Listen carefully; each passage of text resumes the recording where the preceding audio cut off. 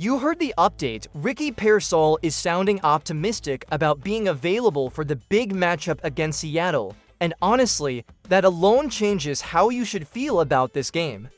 I know a lot of fans have been frustrated waiting on a key playmaker while the offense adjusts. Without him is tough to watch, but take a beat with me and think about what his potential return actually means. Perisol isn't just another receiver, he's a specific kind of mismatch for Seattle's defense: speed, crisp route timing with Brock Purdy, and a knack for making the plays that swing momentum.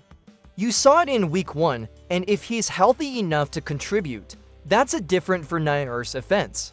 Now, I'm not asking you to toss caution to the wind. Being smart about his recovery is obviously important, but the vibe from Perisol himself is that he's feeling ready, and that optimism matters because it tells you he's closer than we thought. Picture this: the offense has been finding ways to win without him, yes, but having Perisol back opens up throws, forces defensive adjustments, and gives Brock another reliable target when the game tightens up. You should be excited about that, but I also want you to be realistic. This isn't a guaranteed full ride. The team held him out last week for a reason. They didn't want to push him too far too fast. So if he returns, it could start with limited snaps or a specialized package that lets him make impact plays without risking the long-term health you and the team both want. Before I move on, I want to hear from you. Do you think Perisol plays and makes a big impact, or do you want the staff to keep him under wraps until he's 100%? Vote in the comments. Type yes if you'd play him now, or no if you'd hold him out, and tell me why in one sentence. Also, if you like this kind of in-depth playoff coverage, hit like and help this channel reach our next milestone. 1,000 subscribers would mean a lot and lets me keep bringing you timely updates like this. I'll be breaking down exactly why Perisol's presence matters against Seattle and what it could mean for the game plan in the next part. So stick around for that deep dive where we'll look at Week 1 tape, his chemistry with Brock, and how Seattle might try to adjust when he's back on the field. When you really dig into why Ricky Perisol matters so much against Seattle, it becomes clear this isn't just about getting another name back on the field. It's about restoring a whole layer of the offense that's been missing. Go back to that first meeting between the 49ers and Seahawks and you can see it all over the tape. Perisol wasn't just catching passes, he was dictating how the defense lined up, forcing safeties to hesitate and corners to give him respect because of how quickly he gets in and out of his breaks. That's the kind of receiver Brock Purdy thrives with, because it gives him clean throwing windows and easy reads, and when Purdy feels comfortable, this offense becomes almost impossible to slow down. Without Perisol, Seattle can cheat their coverage toward other playmakers and take away some of those high percentage throws, but if he's back, even in a limited role, it forces them to defend the entire width and depth of the field again. Think about how many times in that Week 1 game Purdy hit him in stride on timing routes that turned into big gains. Those weren't lucky throws, they were the result of chemistry and trust, and that trust doesn't just disappear because a guy missed time. It's still there, and that's why this news should have you leaning toward excitement rather than worrying. Now, I'm curious, do you think Perisol is a must-play in this matchup? Or do you believe the offense can win without him even if he's only close to full strength?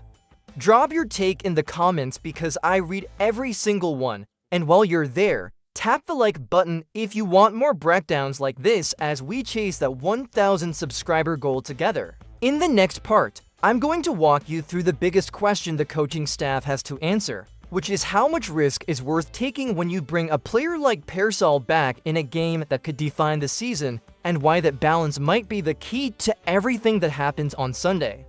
Now, this is where things get really interesting, because the decision to bring Ricky Perisol back isn't just about whether he feels good.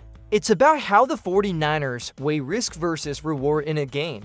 That carries enormous weight. The reason he didn't play last week wasn't because he couldn't move or wasn't close. It was because the team wanted to be smart and make sure they didn't rush him back into a situation that could cause a setback. That's what good teams do, especially when they're thinking about more than just one game. But now you're in a different spot. You're facing Seattle, a division rival, with everything on the line, and having Perisol available, even at less than 100%, could be the difference between a stalled drive and a game-changing play. The staff can manage his workload, put him in situations that maximize what he does best, and still protect him from taking unnecessary hits. That's the beauty of having a versatile weapon like him. He doesn't need to play every snap to make his presence felt. One or two big catches, one perfectly timed route that moves the chains, that might be all it takes. So let me ask you straight up, would you play Perisol if he's only around 80% healthy, or would you still want to wait until he's completely back to full speed? Type play him or sit him in the comments and let me know where you stand. And while you're at it, make sure you're subscribed so you don't miss any of the updates we're bringing you as this playoff push heats up. In the final part, we're going to zoom out and talk about why this news feels bigger than just one player coming back, and how it could signal a turning point for the entire 49ers season. This is why the Ricky Perisol news feels so powerful, because it's not just about a wide receiver coming back, it's about the energy and belief that returns with him. When players like Perisol start talking confidently about being ready, it sends a message through the locker room and to the fans that this team is getting healthier at exactly the right time.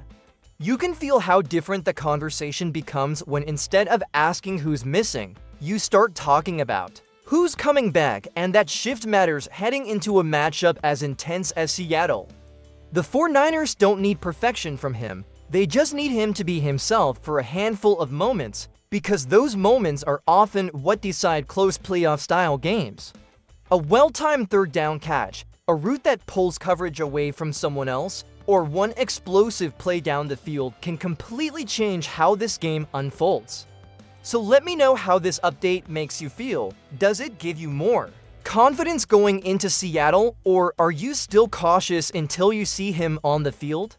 Drop your answer in the comments, and if you want to keep riding with this channel through the rest of this run, make sure you're subscribed and hit like so we can keep pushing toward 1,000 subscribers together.